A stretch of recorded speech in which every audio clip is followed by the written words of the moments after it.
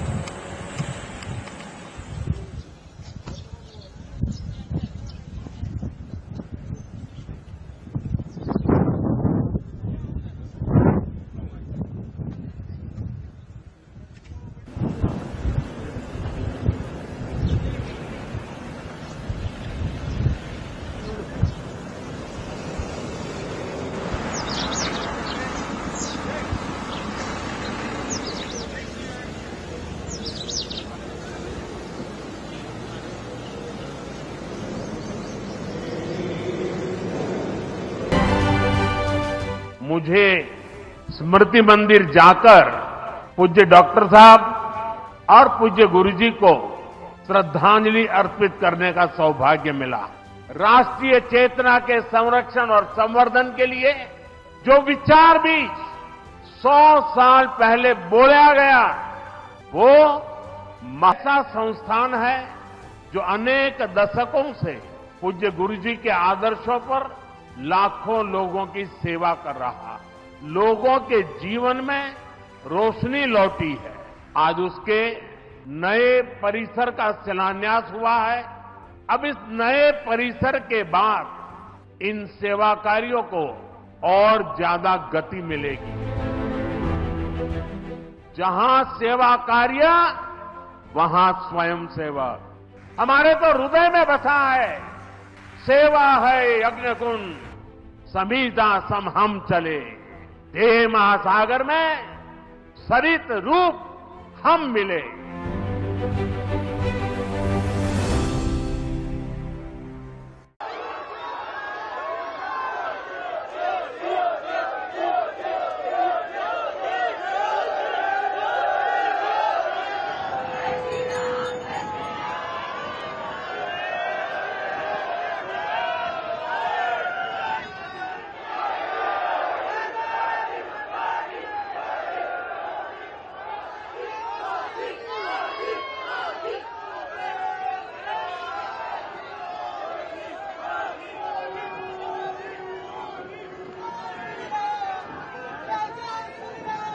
अगली खबर, पीएम मोदी ने किया सोलर में लोइटरिंग म्यूनिशन टेस्ट रेंज का उद्घाटन। पीएम मोदी ने सोलर इंडस्ट्रीज इंडिया लिमिटेड में लोइटरिंग म्यूनिशन टेस्ट रेंज का उद्घाटन किया। सोलर इंडस्ट्रीज इंडिया लिमिटेड के अध्यक्ष और संस्थापक सत्यनारायण नंदलाल नुवाल कहते हैं, हमारे पास जो लोइटरिंग म्यूनिशन टेस्ट सेंटर है, मुझे नहीं लगता कि हमारे देश में ऐसा कोई सेंटर है। हम समय पर अपनी प्रतिबद्धताओं को पूरा करना चाहते हैं और इसलिए हमने इसे स्थापित किया है। स्पेन और फ्रांस जैसे कई देशों के पास सवाल है, लेकिन मेरे लिए विवरण साझा करना सही नहीं होगा। एक तो सबसे पहले हमारा जो है लोइटरिंग म्यूनिशन टेस्टिंग सेंटर, तो ये इस प्रकार का मुझे लगता है कि अभी कंट्री में कहीं पर भी नहीं है, क्योंकि यदि ये हम यहाँ पर नहीं करते हैं तो हमको इसके टेस्टिंग के लिए चाहे प्लेन में हो चाहे रेंज में हो, ये इसके लिए महीनों महीनों दूसरी जगह रेंज मिलने में टाइम लग जाता है। तो हमने ये निश्चित किया कि यदि हमको इस यूएस के सेक्टर में यदि आगे आना है और अपना टाइम पे यदि हमको कमिटमेंट जो हमारा उसको पूरा करना है, तो ये जब तक फैसिलिटी नहीं होंगी, जब तक ये मुश्किल होगा, तो हमने ये पूरा का पूरा ये लोइटरिंग म्यूनिशन सेंटर का ये किया है। दूसरा, हमने जो मेल और हेल क्लासेस के जो बड़े लोइटरिंग सिस्टम्स है, उसमें हमने डिजाइन डेवलपमेंट और एयर स्ट्रिप का आज उन्होंने जो इनॉग्रेशन किया, क्योंकि इस टाइप की फैसिलिटी मुझे लगता है कि और कंट्री में कुछ है नहीं, क्योंकि यदि साइड डीआरडीओ के पास में चित्रदुर्गा में वहां पर है, लेकिन यदि हमको करना तो उसमें 6-6 महीने 8-8 महीने उसमें टाइम लग जाएगा। यदि उसके अंदर कोई भी डिफेक्ट आती है तो हमको उसका पता नहीं होगा। तो इसीलिए हमने निश्चित किया कि भाई यदि हमको ये यूएवी क्लासेस और बड़े यूएस के अंदर अपने जब तक फैसिलिटी सेटअप नहीं करेंगे तो इसमें आगे कुछ कर पाना संभव नहीं होगा। इसीलिए हमने ये फैसिलिटी है एयर स्ट्रिप, डिजाइन डेवलपमेंट, बाकी की जितने हैं, वो इसीलिए हमने इसको एस्टेब्लिश की है। और सर आखिरी सवाल आपसे, जैसे आप लोग Pinaka rockets multi barrel rocket launcher system पे और उसके रॉकेट्स पे काफी काम करते हैं। पिनाका एक एक्सपोर्ट की सक्सेस स्टोरी है और आर्मीनिया जैसी कंट्रीज उसे ले भी चुकी है। आगे आप देख रहे हैं कोई और एक्सपोर्ट ऑर्डर्स की संभावना आप इसमें आपको नजर आती है? काफी कंट्रीज का, चाहे वो स्पेन हो, फ्रांस हो, बाकी बहुत सारी कंट्रीज की क्वेरी चल रही है, लेकिन उसका डिटेल बता पाना मेरे लिए ठीक नहीं होगा। लेकिन यह जरूर है कि जो पिनाका जो टोटल अपने इंडिजिनाइजेशन डेवलप और ये प्रोडक्ट है, ये अपने आप में इस रेंज का, इस कोस्ट में अपने आप में बहुत अच्छा ये सिस्टम है।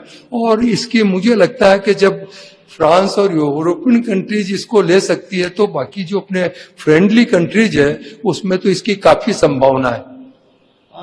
एक सवाल आपके एक्सप्लोजिव्स इंडस्ट्री से जुड़ा हुआ। एक्सप्लोजिव्स के क्षेत्र में सोलर इंडस्ट्रीज काफी बड़ी थी, लेकिन पिछले कुछ सालों में हमने देखा कि सोलर ने काफी इन्वेस्टमेंट्स किए हैं और अपनी फैसिलिटी को डिफेंस में काफी बढ़ाया है। उसके कैसे आपके मन में विचार आया और क्या प्रेरणा रही उसमें?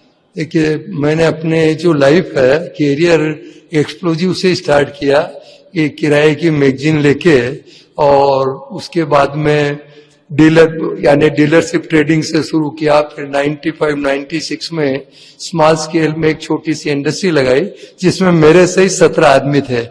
तो 95 में लगाने के बाद में 2004 तक we become as a largest manufacturer and exporter of the explosive.